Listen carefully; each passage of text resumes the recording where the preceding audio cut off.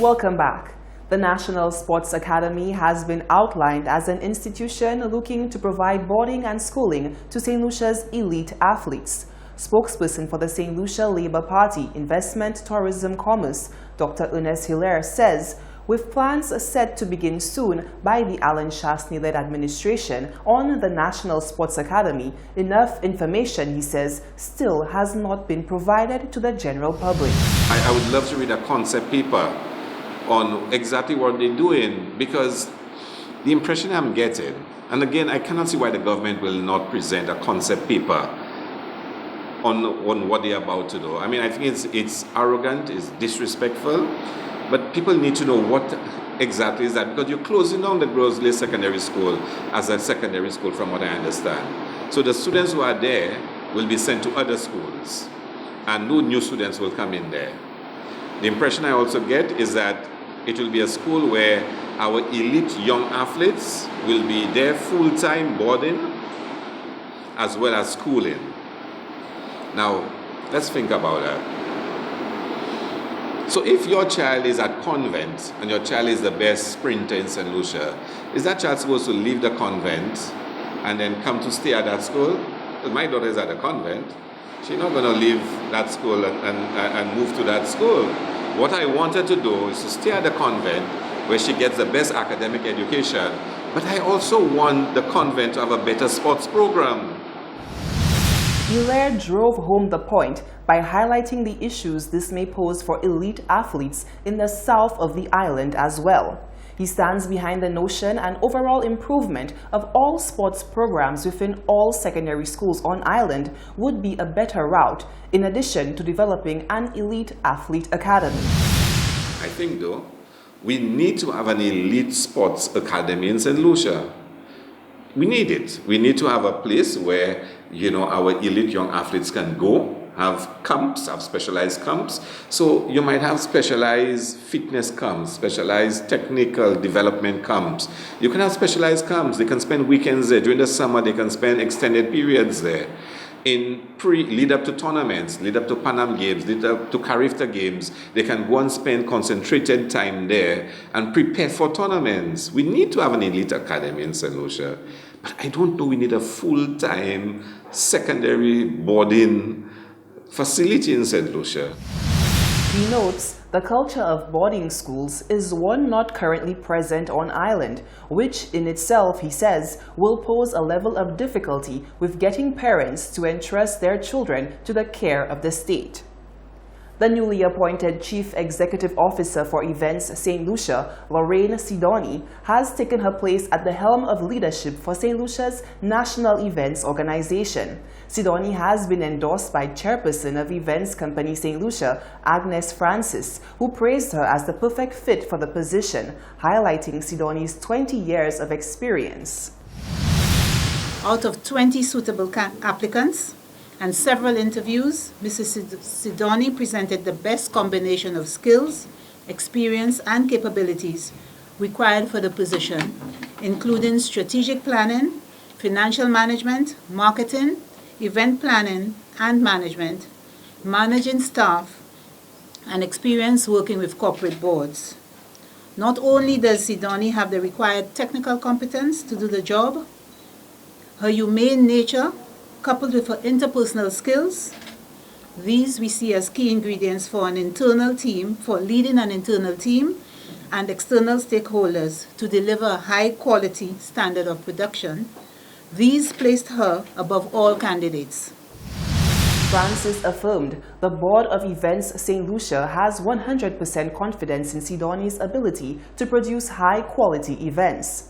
Incoming CEO Events St. Lucia, Lorraine Sidoni, says her first call of action will include the review and analysis of St. Lucia's most recent national events.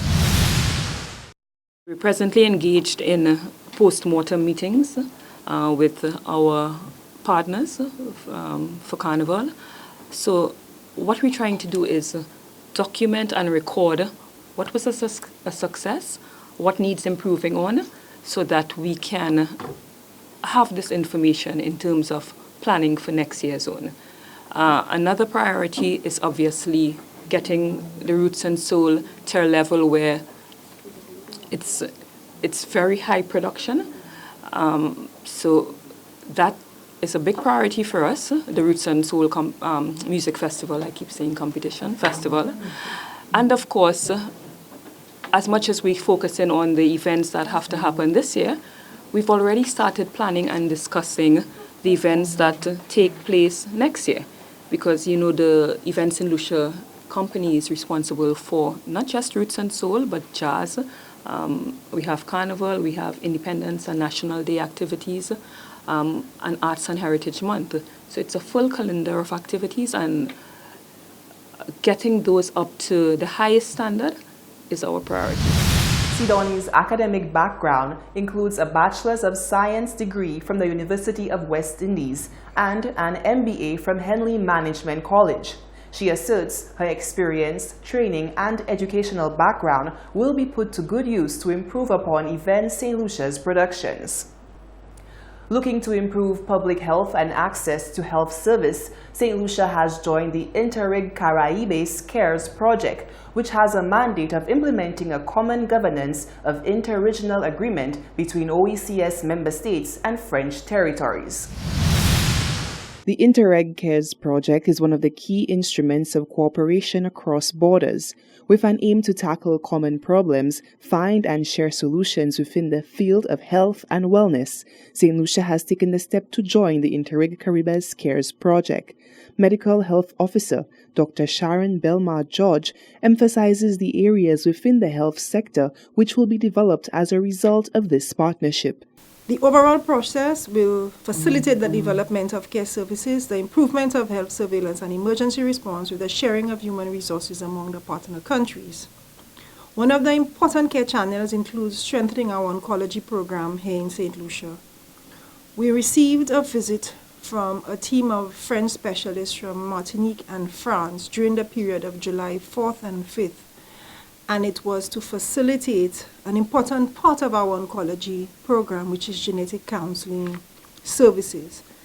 Genetic counseling is a process of advising individuals and families affected or who may be at risk for a particular genetic disease. In this case, we're starting off with breast cancer. And as we know, breast cancer is one of those diseases which has a genetic predisposition. For us, we don't presently provide that service here in St. Lucia, but it is an important part of the care and treatment program in the French territories.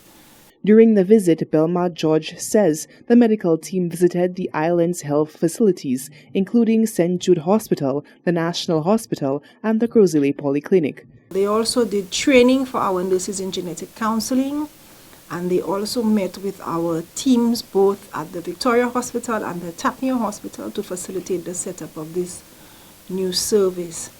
Afterwards, they met with the Ministry of Health to look at the care pathways in terms of us accessing that service and for us to move forward to have this service available here in St. Lucia. It is quite important for us to set this up, and we were very grateful for their expertise and their support. This is their second visit here to facilitate this program. George says with a targeted approach to cancer detection, this can lead to improved outcomes for patients diagnosed with breast cancer. It's now time for the sports news with Tennis in Glasgow.